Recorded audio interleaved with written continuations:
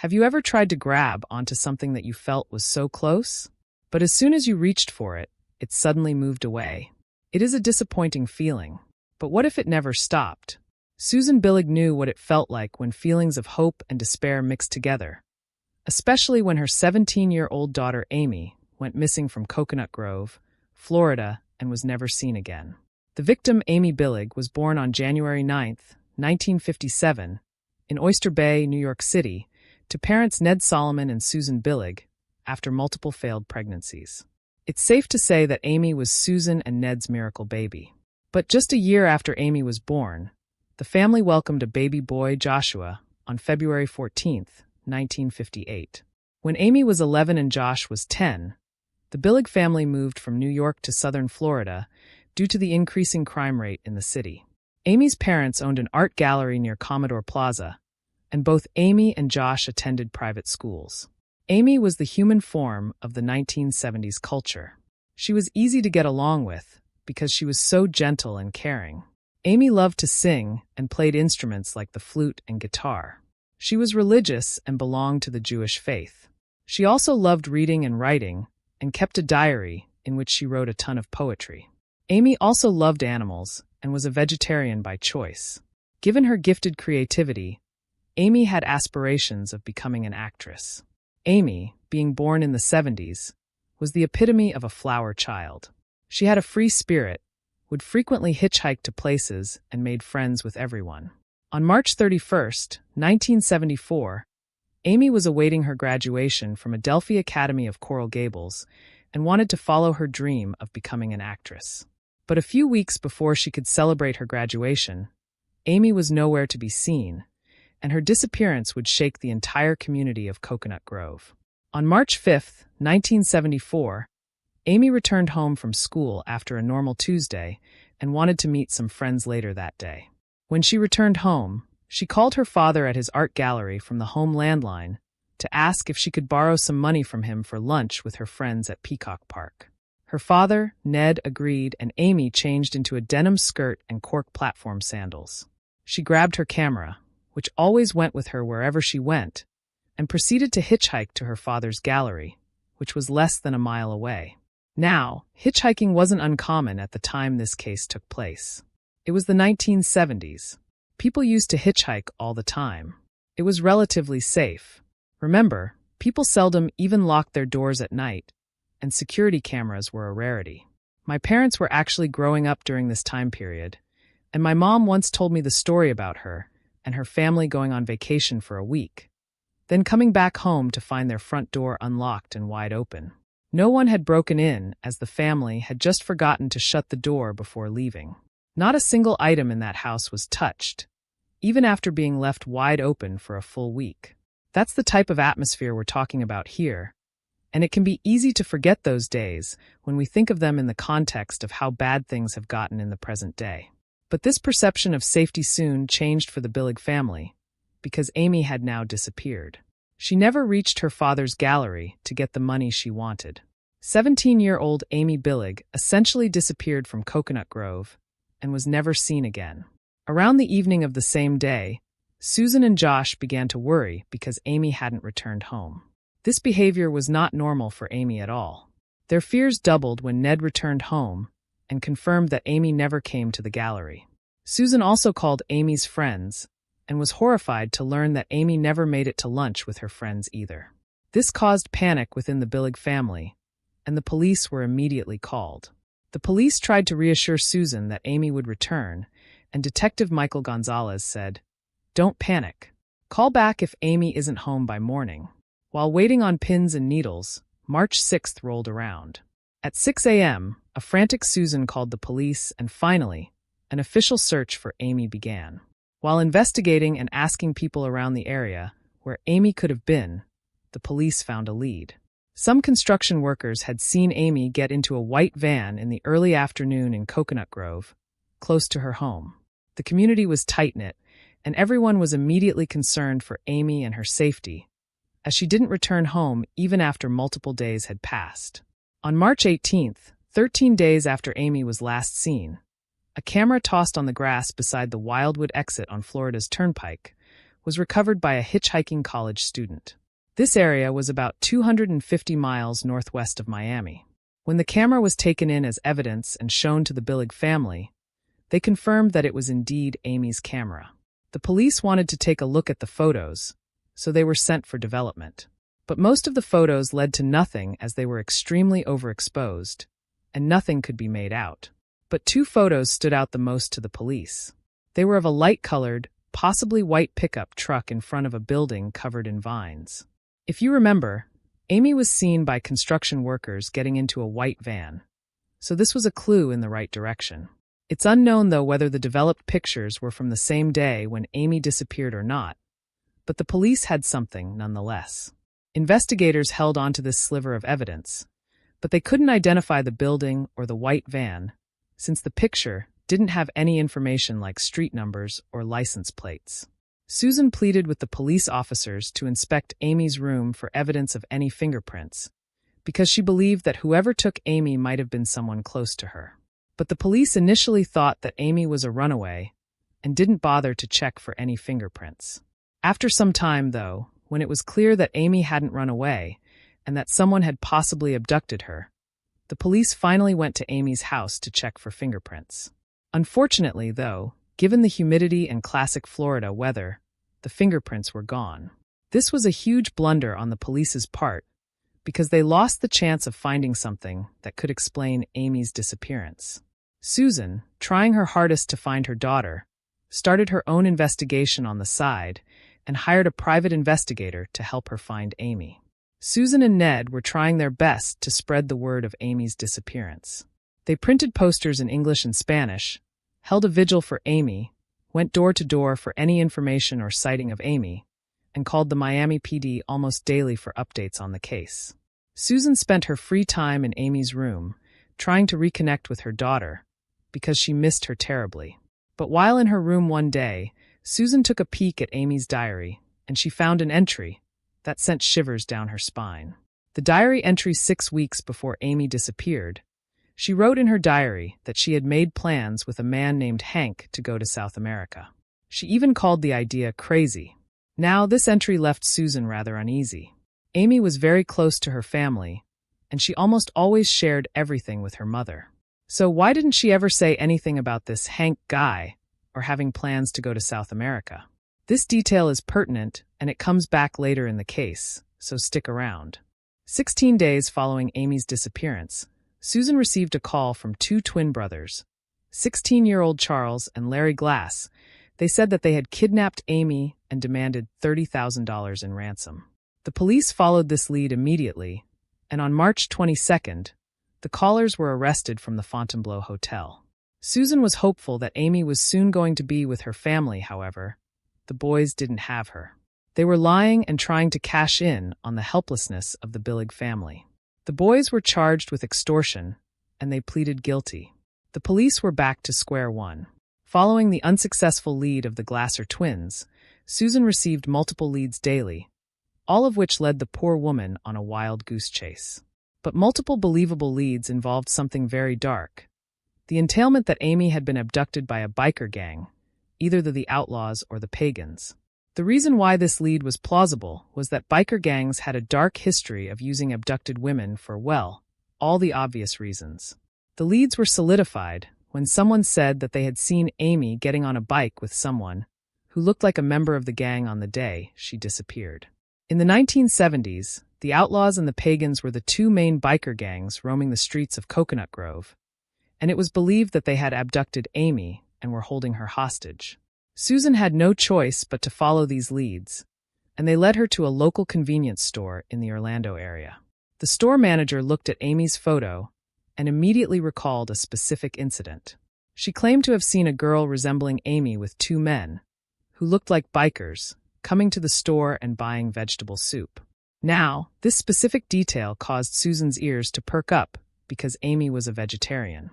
The store manager also said that the girl hardly spoke and was referred to by the bikers as Mute, Little Bit, and Mellow Cheryl. This encounter solidified the biker gang theory, and before you know it, Susan, with no fear for her life, tried to talk to the members of the biker gang to get any information on her missing daughter. In January 1976, Susan was approached by an ex-member of a biker gang, Paul, and they agreed to go to his house in order to give Susan information on Amy. Paul told Susan that he had owned Amy while he was in the gang. He also said that the girl was submissive, quiet, and almost mute, which, if you remember, is the same thing that the convenience store manager in Orlando said too. He told Susan that Amy was still alive, but being held hostage by the gang. Understandably, Susan was apprehensive to believe Paul at first. For confirmation, she asked for Amy's physical description or any unique characteristic, and what Paul said was truly shocking. He confirmed that Amy had a scar on her abdomen, a detail that only Susan knew and something that wasn't public information. This stunned Susan, and she eventually believed Paul's claims. Not long after, Paul contacted Susan again with highly encouraging news. He said that Amy was in a bar in Tulsa, a very dangerous bar that bikers frequented. But Susan was ready to risk everything if it meant that she would have her daughter safe with her. Susan met up with Paul at the bar, but as soon as Paul left to talk to someone, a huge brawl broke out. Susan was utterly terrified, and before she could even comprehend what was happening, she was escorted back by another biker to a taxi, apparently waiting to take her back to her hotel, leading to another dead end. Paul, though, contacted Susan's attorney not long after again, and he said that Amy was now in Seattle, and even though Susan had recently suffered from a heart attack, she packed up and went to Seattle. But it was unfruitful, and even though people did remember seeing a submissive, mute girl, there was no sign of Amy. Now, we don't know whether all of this was done to mess with Susan, or if Amy really was kidnapped by a biker gang and Paul was trying his best to reunite a mother with his daughter with the information he had. But in late 1992, Susan was contacted by a local private investigator, Virginia Schneider, who was working with another private investigator in England on an unrelated case. Turns out, the PI was approached in a post office in Falmouth, England, by a man who looked like a biker, with all the tattoos and rugged appearance, and asked the PI if he wanted a girl. When asked about what kind of girl the biker was talking about, he said that it was a mute American girl from Oyster Bay. If you remember, Amy was originally born in Oyster Bay, and strangely, everyone who seemed to have seen Amy or a girl resembling her defined her in the same way. A year later, after this incident, though, this lead also hit a wall because the PI in England passed away, and there was no more information on Amy or her whereabouts. But some incriminating things did surface in the years that followed. Fast forward to 1997, Paul's widow came to detectives with some very disturbing details about Amy. It was a confession from Paul before he passed away. He said that the gang was responsible for Amy's disappearance, but added that they had now also taken her life. Paul went on to confess that Amy was taken to a party of the pagans in the Everglades, where she was taken advantage of by a large group of bikers, with this being spurred because Amy had allegedly insulted them. The intent wasn't to end Amy's life, rather it was to supposedly teach her a lesson. But when Amy fought back, the bikers drugged her into submission and accidentally overdosed her. The members of the gang then proceeded to dispose of Amy's body in a nearby swamp, which was believed to be infested with alligators, which is why she was never found. Now, this could have been a hoax, and maybe Paul's widow was saying all of this for media attention. But we can only imagine what went through Susan's mind when she heard about all of this. She was trying so hard not to let go of the hope that Amy was alive, but it was getting harder and harder. It is just so heartbreaking to see Susan go through these bouts of hope and despair. To see her grieving while never losing hope that Amy was still out there and alive is truly unbelievable. But there was one more distressing thing that had been happening behind the scenes, and it turned this rather confusing case on its head. See, a few months after Amy's disappearance, Susan, who was busy trying to find her daughter somewhere in the dark hole that was the biker gang, started to receive very bizarre phone calls from someone, who was later found to be a man. Sometimes, no one spoke on the other line, and other times, there would be heavy breathing. Unfortunately, the police could never trace the calls, as most of them were made from a local payphone. Since there were no security cameras either, it was really hard to determine who the mysterious caller was. Even after narrowing the payphone location down, the police held a stakeout in hopes to catch the treacherous caller. Still, it seemed as though the caller had found out about this information because he never showed up to the same payphone and resumed calling Susan from another payphone. The caller contacted and tormented Susan for almost 21 years, with a varying pattern. Sometimes, Susan received 7 to 8 calls a day from the caller, whereas other times, there would be lapses of months in between calls. Regardless, it was terrifying and emotionally draining Susan to no end.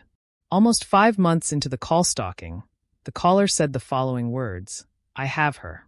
This is Johnson." Before Susan could ask Johnson anything, though, he abruptly hung up. On calls, Johnson even agreed to meet Susan twice, but you guessed it, he never showed up. Johnson, if that even was the caller's real name, called and drove Susan insane with very chilling details about Amy, saying things like, "Hurry up. You have little time. Amy has 2 weeks to live. Wow. Amy looks magnificent right now." Now, some people thought that it was a very sick prank, but Johnson knew a lot about the Billig family. For instance, he knew that Susan's husband, Ned, had passed away in 1992, and Johnson called Susan shortly after, saying, "You're all alone now, aren't you? You better watch out.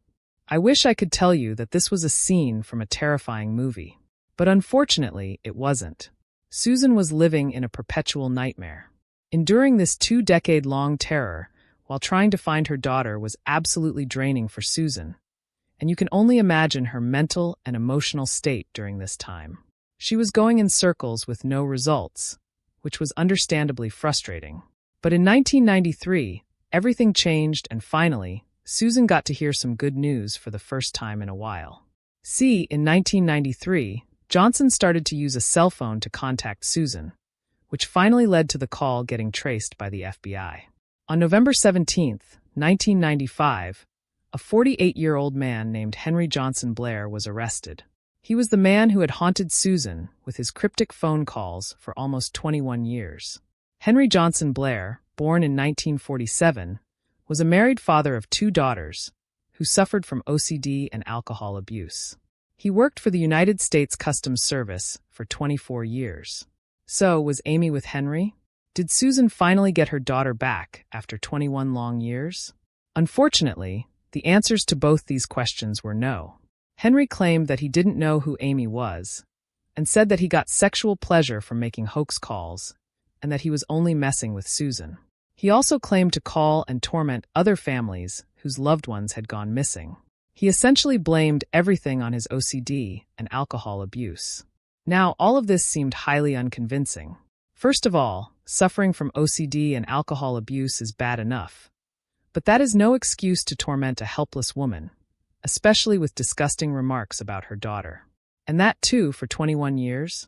Even a sick prank can't go that far. So, something definitely seemed fishy about Henry's statement. And to everyone's surprise, soon more things surfaced. Remember Amy's diary entry? Turns out that Henry's nickname was coincidentally also Hank. To add to the pile of eerie coincidences, Henry A. K. Hank was relocated to none other than South America for his job, and it was strangely right around the time when Amy wrote about going there in her diary. I don't know about you, but it couldn't be a coincidence that Amy had plans to go to South America with a man named Hank, of all the places in the world.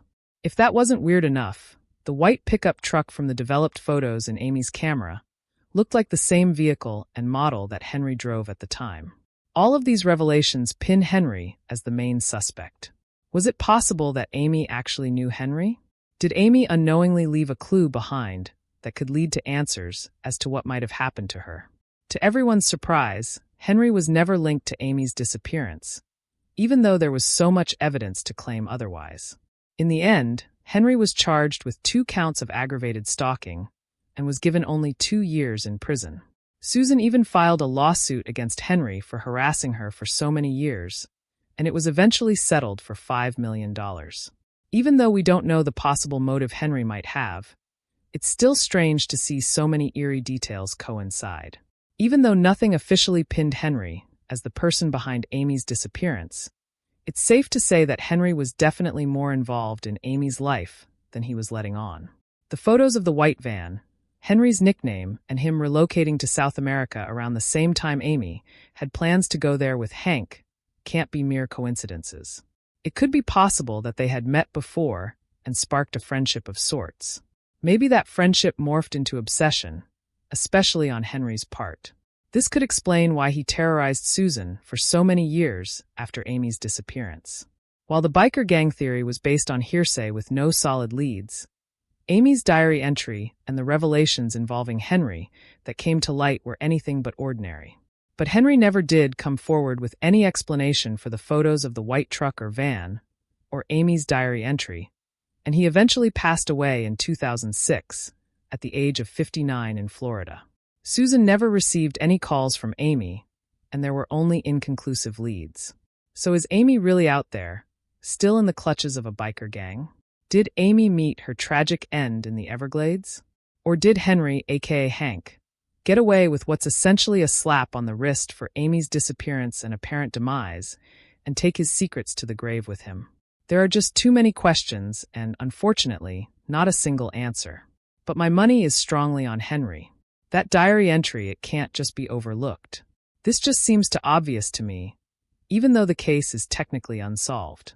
Susan, for more than 3 decades, tried to find any clue that could lead her to Amy, and she always tried her hardest to push the investigation forward. A Facebook page called Find Amy Billig was made too. It was the only way for Susan to keep hoping that Amy would someday return to her home. But very sadly, Susan wouldn't get to experience this, because on June 7, 2005, Susan Billig passed away from a heart attack at the age of 80. Susan was a pivotal character in Amy's search. She was a mother who would look straight into the eyes of danger if it meant that she could get her daughter back.